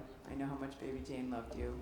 Dorian Hanaway came all the way from LA. I know how much she loved you. And there's so many other people I see here. I feel this is like a reunion of sorts for a lot of us.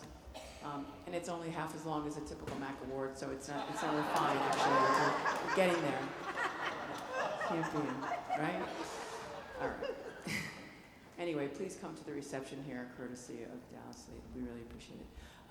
Karen Akers, please. I mean, you are included. Two-time Tony nominee, cabaret icon, a close friend of Baby Jane's for only 47 years.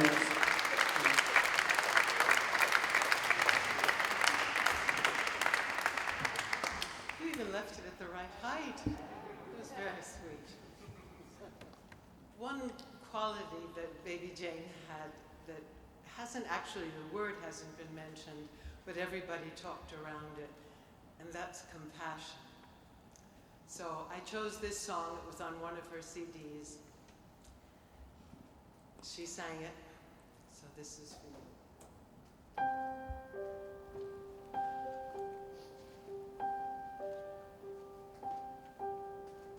Some people's lives run down like clocks.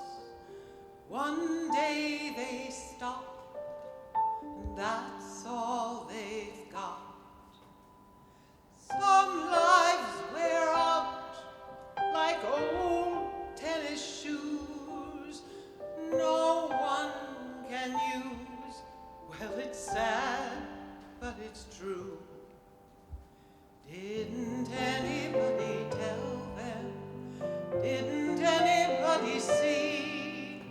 Didn't anybody love them like you love me? Some people's eyes fade like their dreams, too tired to rise, too tired to sleep.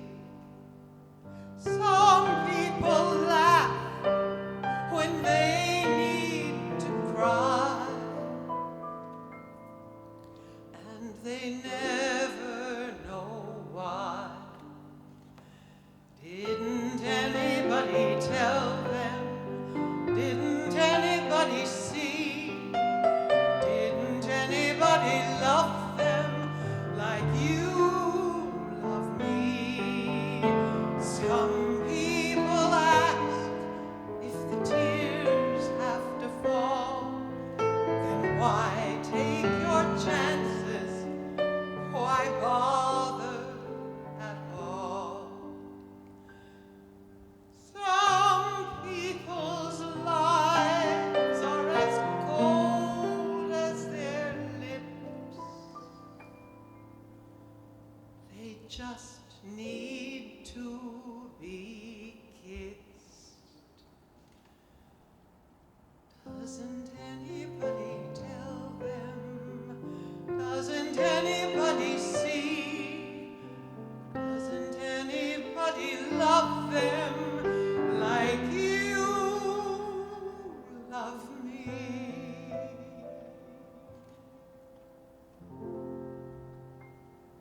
'Cause that's all they need.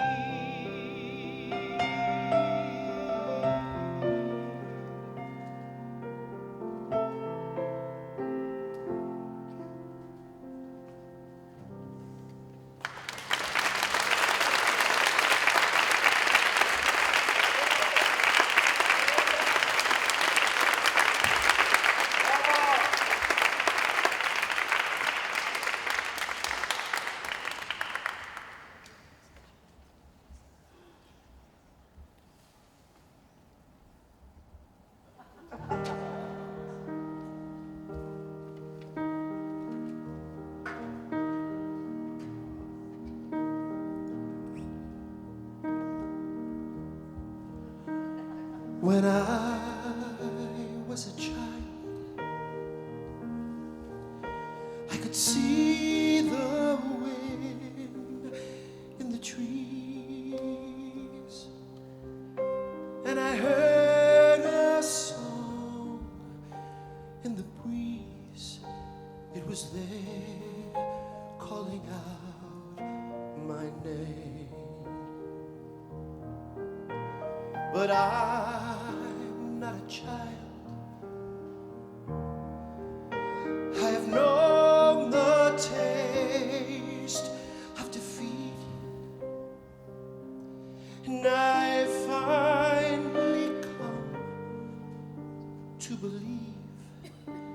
was all come around again.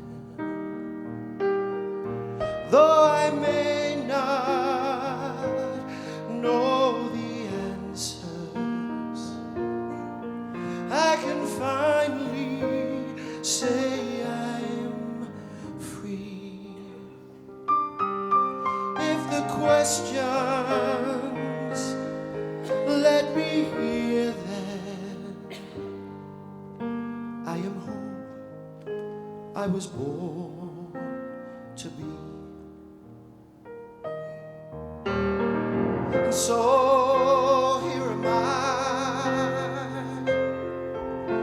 all alone and ready to stand.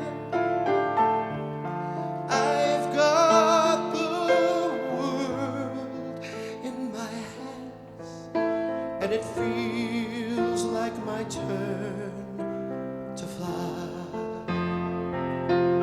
Though I may not know the answers, I can finally say I'm free. If the questions, let me hear them. I am who I was born to be.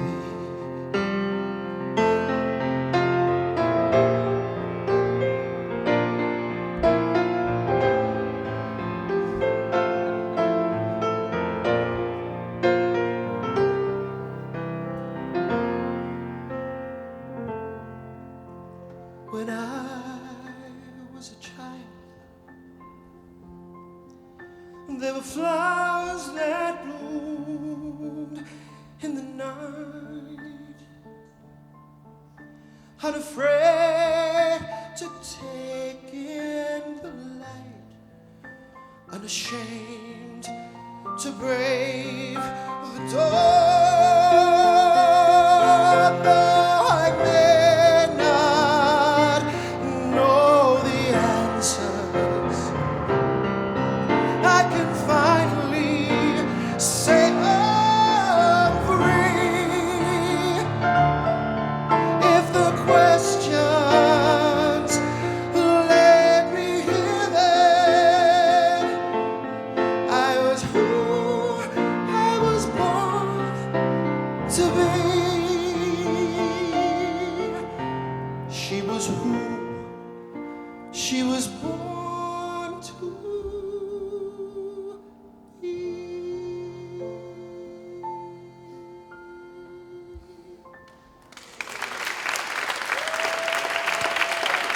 Marcus singing.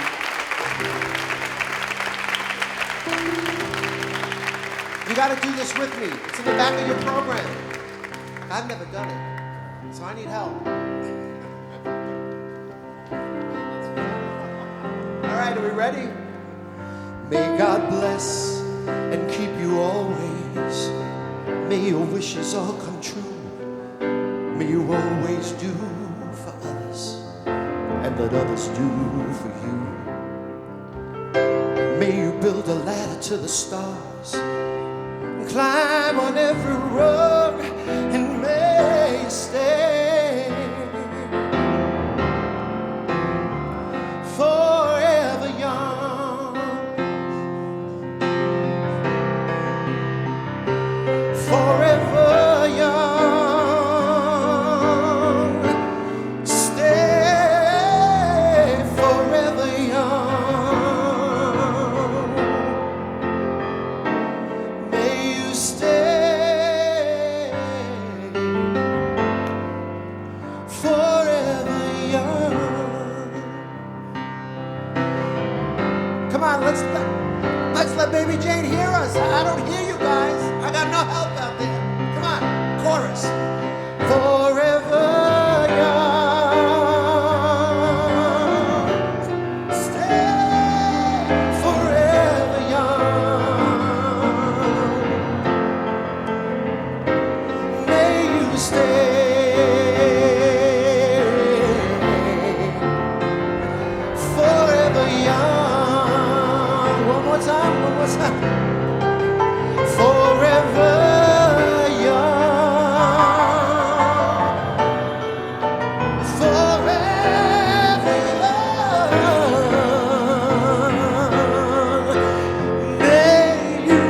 stay forever. We love you, baby Jane. I miss you. Forever young.